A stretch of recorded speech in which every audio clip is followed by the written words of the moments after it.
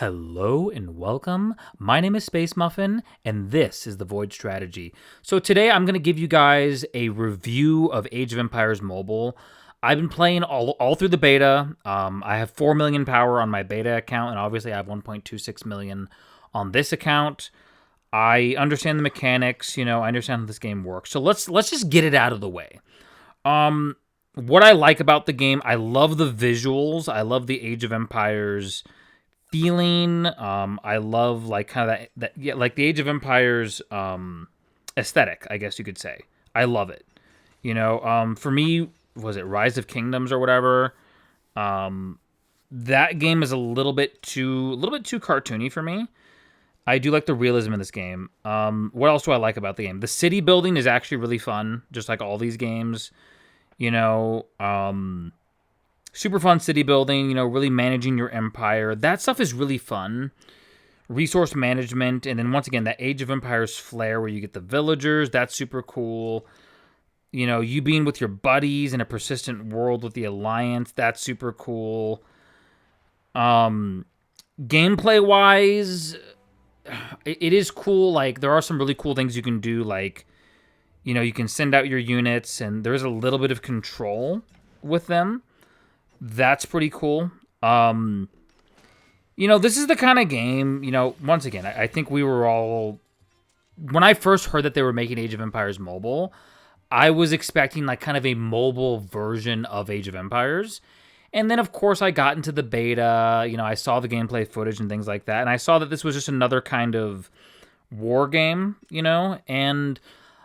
To its credit, to this game's credit, it does do a good job, taking the war game genre, the MMO RTS genre, and really, kind of, doing some, aesthetically pleasing things in kind of different games. I know this game was a different game before. I think they just slapped the Age of Empires name on it. I know it was like at some point a completely different game. But I don't know. So that's the good. The good is the gameplay is pretty solid. I haven't ran into too many bugs during my time in the beta and also during my time playing the live game. Is this a game I'm going to play long term? Do I like it more than Warcraft Rumble? I like Warcraft Rumble a little bit more, and I'll get into that in a little bit here in a little bit. So, in this game, the things that I don't like, obviously, I think in all of these games, people can agree the monetization is very egregious. It's very in your face, very, and I get it, like that's just how these games are, but we can still criticize it, right? So there's just too many things, like, and it's like, it's overwhelming. There's the VIP store, the growth fund, there's this, there's that, there's hero, like there's all these different things, and they just keep coming at you and they pop up. So if there was just a way that they could condense some of the stuff, into a few categories, make it a little bit less egregious, I think that would help the game a lot. The other thing that I don't like, and a lot of people are going to hate me for saying this, I actually don't like the fact that you hear videos like, oh, the best Civ, but it doesn't really seem to matter too much, to be honest. The thing that matters the most in this game is how much money you're willing to spend on it.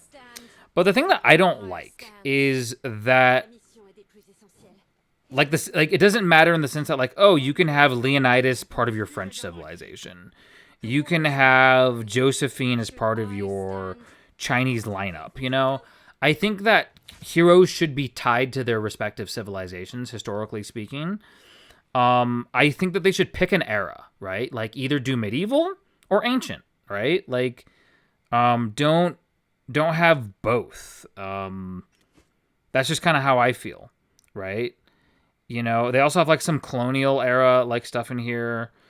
Some people are going to completely disagree with me on this point, but I think that if they had just went straight ancient or straight medieval and just added those heroes over time and made them tied to a civilization, make the civilization matter a little bit more, I think that would add a little bit more strategy, right? So, like, for example, like if you go French, you get Joan of Arc, and then it's like, okay, but then I don't get Leonidas, right? Like having us make those decisions and like that level of a little bit more finality, I think is super important. I think yeah, like you can unlock every hero, but like just, you know, a little bit more strategy and thought process into, you know, okay, like I only have these, like if I unlock Rome, I only have these heroes. I don't have access to Mulan or whatever. You know what I mean? Now, you know, there could be some, you know, maybe you have two heroes of your civ, then maybe you have like an allied hero, right? Like, so for example, you know, like things like that. And I don't know, I just want to see more historical stuff, you know, just a little bit more historical stuff.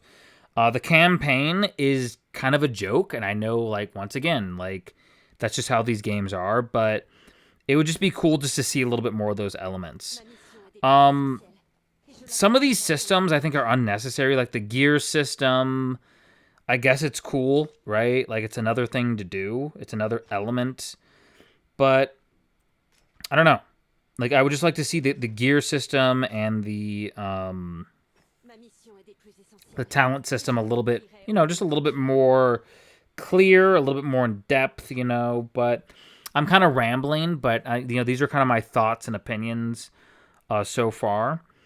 One of the good things that I do like in this game that's kind of underrated is actually the translation feature. So if I'm talking to people and people are talking a different language, you can click the little A button and it will translate for you, which is pretty cool actually. So I don't know if other war games have this feature, but that is a really cool feature.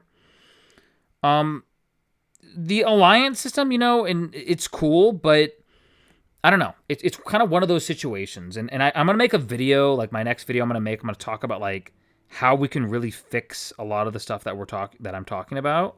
But I don't know, like so far the game is better than most of these type of games, but it still falls into a lot of the trappings that these war games have. So, you know, once again, visually it's beautiful. Very beautiful game. I would love to see, you know what, another thing I would love to see is actually if you could change your this dude, like if you like, you know, that would be cool if you like just change it. But yeah, I don't know, little nitpicks here and there. A lot of Age of Empires fans obviously are not going to like this game for obvious reasons. It's totally different. It's completely different genre, completely different game, and a lot of it does not align with, you know, kind of what people view Age of Empires to be. So anyways, guys, let me know your thoughts about this game in the comments below. And yeah, I really appreciate you guys' support. Hit that like button, hit that subscribe button, guys, and we will see you in the next video.